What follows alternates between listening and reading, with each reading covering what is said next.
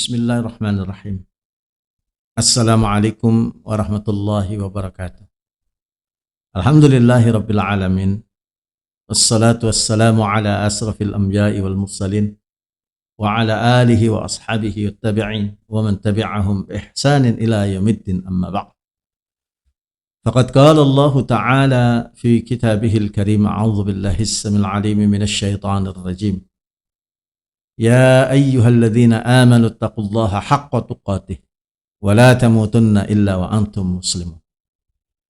Wa qala Rasulullah sallallahu alaihi wasallam, la yu'minu ahadukum hatta akuna hawahu taba'an lima ji'tu bih, atau kama qala Rasul sallallahu alaihi wasallam Nabiyil Karim.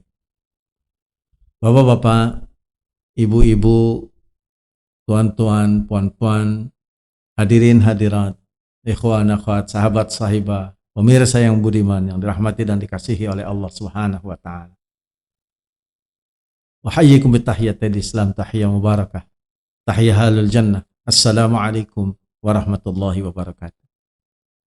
Alhamdulillah, segala puji dan sanjungan bagi Allah Subhanahu wa taala yang tiada terkira. Dan kita tidak mampu menghitung-hitung pujian dan sanjungan kepadanya. Dia sebagaimana yang disanjung untuk dirinya sendiri. Alhamdulillah juga kita bertemu pada kesempatan ini atas nikmat Allah SWT, melanjutkan kajian kita di dalam syarah kitab Al-Hikam, buah karya agung Syekh Ibnu Athaillah As-Sakandari rahimahullah. Dan pada kesempatan ini kita masuk dalam hikmah yang ke-41 dengan tema diri yang terhijab, sedangkan Allah SWT tidak dihijab. Sebagaimana disampaikan di dalam kalam hikmahnya yang luar biasa, Syekh Ibnu Athaillah rahimahullah berkata, Al-haqqu laisa bimahjub wa innamal mahjubu anta 'anil nadhari ilaih idh law hajabahu syai'un lasatarahu ma hajabahu walau kana lahu sa'irun lakana liwujudihi hasirun wa kullu hasirin li syai'in fahuwa lahu qahirun wa huwal qahiru fawqa ibadah. Yang artinya al-haq, yaitu Allah Subhanahu wa taala, tidak terhijab oleh sesuatu apapun. Sebaliknya, kamulah yang terhijab dari melihat kepadanya. Jika Allah Subhanahu wa taala dihijab oleh sesuatu, tentu sesuatu itu dapat menutup Allah Subhanahu wa taala. Jika ada sesuatu yang menutup Allah Subhanahu wa taala, bermakna wujudnya dapat dikurung oleh sesuatu. Sesuatu yang mengurung adalah lebih berkuasa daripada yang dikurung. Sedangkan Allah Subhanahu wa taala berkuasa atas semua hamba-hambanya. Bapak Ibu hadirin sekalian yang dirahmati dan dikasihi oleh Allah SWT, pemirsa yang budiman. Dunia dan akhirat serta semua yang ada di antara keduanya adalah makhluk yang memenuhi alam. Apa saja selain Allah SWT adalah makhluk dan mengambil tempat masing-masing di dalam alam. Makhluk ciptaan Allah SWT bukan hanya manusia, jin, malaikat, kursi, dan arsy saja. Bahkan kehendak, cita-cita, angan-angan, khayalan, bahasa, dan ilmu pengetahuan termasuk juga di dalam istilah makhluk yang Allah SWT ciptakan. Dikarenakan Allah SWT tidak serupa dengan sesuatu, maka dia tidak dapat dibahasakan, diibaratkan, disifatkan, bahkan dikhayalkan serta yang lain-lain. Apa saja yang selain Allah SWT adalah hijab yang menutup pandangan mata hati dari melihat Allah Subhanahu wa taala.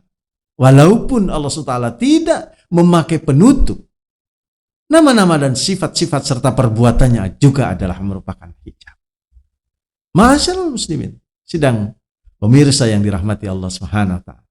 Seandainya ada orang yang mampu berkendaraan menjelajah ke seluruh alam maya untuk mencari Allah Subhanahu wa taala, niscaya Allah SWT tidak akan ditemuinya karena dia bukan unsur alam. Seandainya mereka mencari dengan menggunakan bahasa, maka Allah SWT juga tidak akan ditemui karena tidak dikuasai oleh hukum bahasa dan ibarat. Ilmu pengetahuan juga tidak sanggup mencapai yang Maha Esa karena ilmu yang masih terikat dengan menyaksikan dan disaksikan, yaitu suasana serba dua. Ilmu tidak mampu sampai kepada yang Esa, yang sama menyaksikan dan disaksikan. Nama-nama juga hijab karena tidak mampu menzahirkan yang empunya nama. Sifat-sifat juga tidak mampu menjadikan zat menjadi nyata. Sifat hanyalah sekedar untuk memberi gambaran agar memudahkan pemahaman saja. Sedangkan dia Maha Suci, lagi Maha Tinggi dari apa yang disifatkan. Setelah gagal mencari dalam semua itu, seseorang akan sampai kepada puncak pencariannya, yaitu kejahilan tentang zat ilahiyat. Dan inilah yang dinamakan dengan ma'rifat. Orang yang sampai di sini dipanggil sebagai orang yang mengenal Allah Subhanahu wa ta'ala. Abu Bakar As-Siddiq radhiyallahu an ketika ditanya, "Bagaimana Anda mengenal Tuhan?" Beliau menjawab, "Aku mengenal Tuhan melalui Tuhanku. Seandainya dia tidak ada, aku tidak mengenalnya." Kemudian beliau ditanya lagi, "Bagaimana Anda mengenalnya?" Beliau menjawab, "Al-ajzu anil idraki idraku." Ketidakmampuan mengenalnya adalah pengenalan. Seandainya ilmu mampu melepaskan kita dari medan ilmu, kita akan sampai pada medan ma'rifat. Jika kita bersatu dengan ilmu, kita akan terhijab. Ilmu harus dijadikan sebagai kendaraan menuju ma'rifat, sedangkan diri kita tidak boleh disatukan dengan ilmu. Ketika kita sampai kepada ma'rifat, kita akan tercengang-cengang menghadapi hijab kejahilan. Kita terpaksa mengakui bahwa zat ilahiyah tidak dapat dibahasakan, tidak dapat diibaratkan, dan juga tidak dapat disifatkan dengan apapun. Orang yang sampai pada perhentian ini tidak ada jalan lagi baginya untuk sampai kepada Allah Subhanahu wa ta'ala, melainkan menyerahkan dirinya kepada Allah SWT dengan menanggalkan semua yang dianggapnya bisa menyampaikan kepada Allah SWT. Maka keluarlah dia dari apa saja selain Allah SWT. Dibuanglah segala hijab-hijab yang menutupi mata hatinya.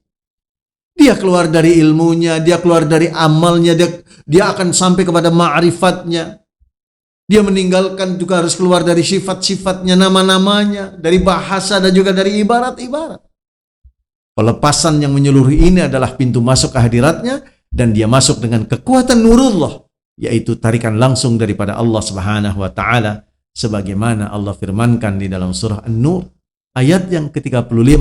Di tengah-tengah itu Allah berfirman, "Nurun 'alan nur, yahdillahu linurihi may yasha." Yang artinya, nur berlapis dengan nur.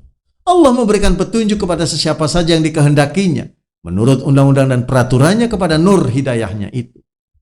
Bapak-bapak, ibu-ibu, ikhwan, akhwat, sahabat-sahabat, saudara sekalian yang dikasihi dan dirahmati oleh Allah Subhanahu wa ta'ala.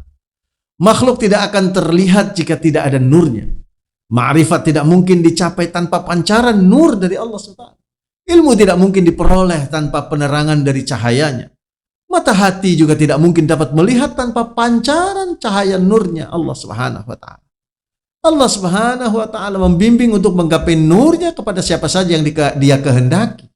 Orang yang dibimbing kepada nurnya adalah orang yang mampu keluar dari hijab nafsu dan akal. Nafsu ditundukkan pada yang hak, sedangkan tidak ada keinginan dan cita-cita melainkan hanya ingin bertemu dengan Allah Subhanahu wa ta'ala. Akal ditundukkan pada yang hak, sehingga tidak ada yang difikir dan direnungkannya melainkan hanya wajah Allah Subhanahu wa ta'ala yang terlihat di semua arah. Walau ke arah manapun pandangan akal dan pandangan hati ditunjukkan, hanya wajah Allah Subhanahu wa ta'ala yang kelihatan. Allah Subhanahu wa ta'ala berfirman di dalam surah Al-Baqarah ayat yang ke-115. A'udzubillahi minasyaitonir rajim. Walillahil masyriqu wal maghrib fa innama tuwallu fathamma wajhullah innallaha wasi'un 'alim. Yang artinya, Dia Allah Subhanahu wa ta'ala jualah yang memiliki timur dan barat. Maka kemana saja kamu arahkan diri ke kiblat untuk menghadap Allah Subhanahu wa ta'ala, maka disitulah arah wajah yang diridhai oleh Allah SWT. Sesungguhnya Allah maha luas rahmat dan limpah karunia-Nya, lagi senantiasa mengetahui. Baginda Rasulullah SAW juga mengungkapkan di dalam hadis yang diriwayatkan oleh Abu Daud, Ibnu Majah, Tirmidzi, An-Nasa'i, sebagaimana di dalam doanya Baginda mengajarkan kepada kita, Allahumma inni a'udzu biridhaka min sakhatika wa bimu'afatika min 'uqubatika wa a'udzu bika minka la usi thana'an 'alaika anta kama athnaita 'ala nafsi. Yang artinya, ya Allah, aku berlindung kepadamu dengan keridhaanmu dari murkamu dan dengan kemurahanmu dari hukumanmu. Aku berlindung kepadamu dari siksa-siksamu. Aku tidak mampu menghitung-hitung pujian dan sanjungan terhadapmu. Engkau sebagaimana yang engkau memuji atas dirimu. Ma'asyiral muslimin rahimakumullah. Bapak Ibu hadirin sekalian, ikhwan akhwat, sahabat sahabat yang dikasihi dan dirahmati oleh Allah, pemirsa yang budiman. Di dalam bahasa yang lain, Al-Junaid Sebagaimana dituliskan di dalam kitabnya oleh Syekh Imam Al-Ghazali yang berkata, tidak ada yang mengenal Allah kecuali Allah Subhanahu wa taala yang Maha Tinggi sendiri. Karena itu dia tidak menganugerahkan kepada hambanya yang termulia yaitu Muhammad sallallahu alaihi wasallam kecuali nama yang diselubungi dengan firman-Nya. Sucikanlah nama Tuhanmu yang Maha Tinggi. Sebagaimana di dalam surah Al-A'la ayat yang pertama. Demi Allah, tidak ada yang mengetahui Allah baik di dunia maupun di akhirat kecuali Allah Subhanahu wa taala sendiri. Di dalam kitab Minhajul Abid. Ma'asyiral muslimin rahimakumullah. Itulah zat Allah. Oleh karena itu wajar sebagaimana banyak diungkapkan oleh para ulama, disampaikan di dalam hikmah-hikmah yang lalu, ketika orang-orang berbicara tentang bagaimana mengenal Allah Subhanahu wa taala, tidak akan sampai karena yang dikenalnya adalah zat laisa kamitslihi syai'un wa huwas samiul basir. Allah Subhanahu wa taala tidak dapat dipermisalkan dengan apapun. Dialah yang Maha mendengar lagi Maha melihat. Ulama mengungkapkan, para ulama dengan kalimat bahasa yang sebagiannya kadang-kadang disandarkan kepada Rasulullah SAW, tapi sebetulnya juga merupakan ungkapan ulama. Sebagaimana dikabarkan bahwa kalian hendaklah mengenal kepada apa-apa yang diciptakan oleh Allah Subhanahu wa taala. Dan janganlah kemudian kalian mencari-cari untuk mengetahui tentang zat Allah. Kenapa? Karena tidak akan sampai. Allah tidak mampu disamakan dengan makhluk. Sehingga dengan demikian wajar ketika seseorang berusaha untuk semakin memiliki ilmu. Umar bin Al-Khattab radhiyallahu an mengungkapkan ada 3 tingkatan orang yang memiliki ilmu. Tingkatan yang pertama adalah ketika seseorang itu belajar dan kemudian mendapatkan ilmu, dia merasa dialah yang paling pandai. Kemudian ketika dia terus berusaha belajar dan belajar, sehingga sampai kepada tingkatan yang keduanya, maka di tingkatan ini dia merasa bahwasanya ilmu yang ada merupakan suatu perkara yang besar. Yang dengan demikian sesungguhnya dia memiliki hanya sedikit ilmu, oleh karena itu perlu untuk terus belajar dan belajar lagi. Termotivasi. Sehingga sampai kepada tingkat puncaknya seseorang yang dianugerahkan oleh Allah Subhanahu wa taala ilmu, maka pada tingkatan ini sebagaimana diungkapkan oleh Umar bin Al-Khattab radhiyallahu an, dia akan mengatakan, sesungguhnya aku tidak mengetahui apapun. Ma'asyiral muslimin, Bapak Ibu hadirin sekalian, oleh karena itu dengan demikian, kita harus membuang ego, membuang kesombongan, membuang hal-hal yang berkaitan dengan akal, yang berkaitan dengan berbagai macam hal. Sekiranya kita ingin bertemu dengan zat Allah Subhanahu wa taala. Mudah-mudahan kita dianugerahkan hidayah oleh Allah, dianugerahkan berbagai macam kenikmatan oleh Allah untuk sampai mengenalinya dengan hakikat yang benar, sebagaimana diajarkan oleh baginda Rasulullah sallallahu alaihi wasallam. Aqulu qouli hadza astaghfirullah li wa lakum. Billahi taufiq wal hidayah wa afu minkum. Assalamu alaikum warahmatullahi wabarakatuh.